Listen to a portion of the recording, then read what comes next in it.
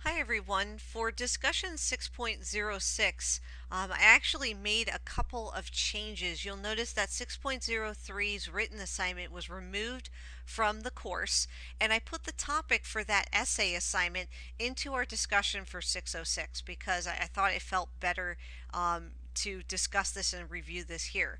The topic of your discussion is South Carolina and its secession from the Union, which means that it left the Union. It cut ties or cut its relationship with the Union of the United States.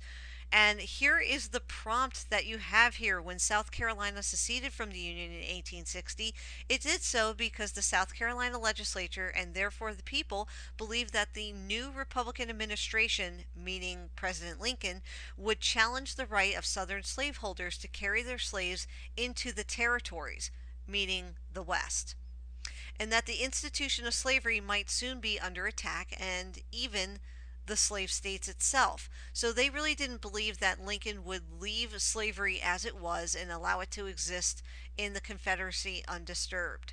Okay?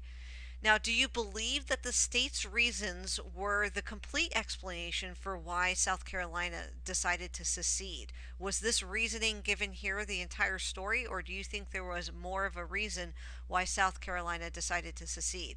Was South Carolina justified in seceding?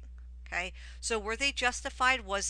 Did they have a right to leave? Do you feel they had that right to leave the Union? It was within their rights to do so, or do you think it was wrong of them to do so? Explain your answer as to why you think that would have been right or wrong. Now remember, it's more than right or wrong moralistically. Think about it constitutionally. Was it within the Constitution for a state to secede and break apart the Union? That's something that you have to consider here. So when you're ready to respond, you're going to click on the respond button. You're going to put your name along with South Carolina secession as your title.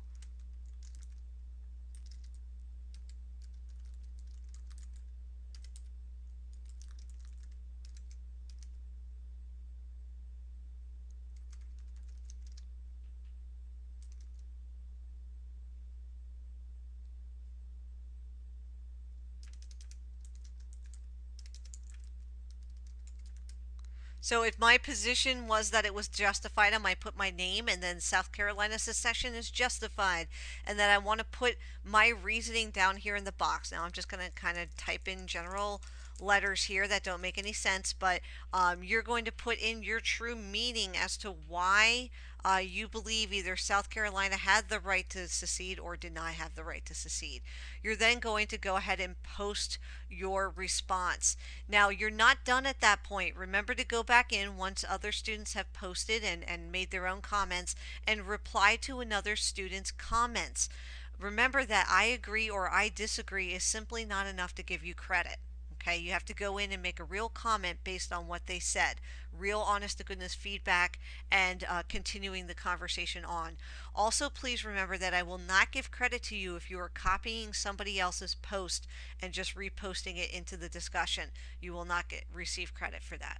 Okay, I look forward to seeing your discussion comments. This is a pretty interesting one, and I look forward to perhaps getting in on the discussion myself.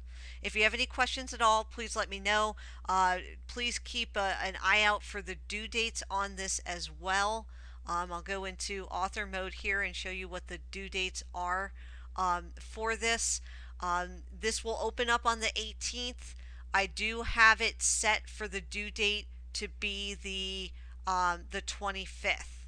Okay, so the 25th is going to be the due date. It will close on the 29th. So if you don't have it done on the 25th, you'll get a 0 with an incomplete. If it's not done by the 29th, the discussion will have closed and you will not be able to get credit unless you respond to the prompt to me in Kmail. That's only partial credit.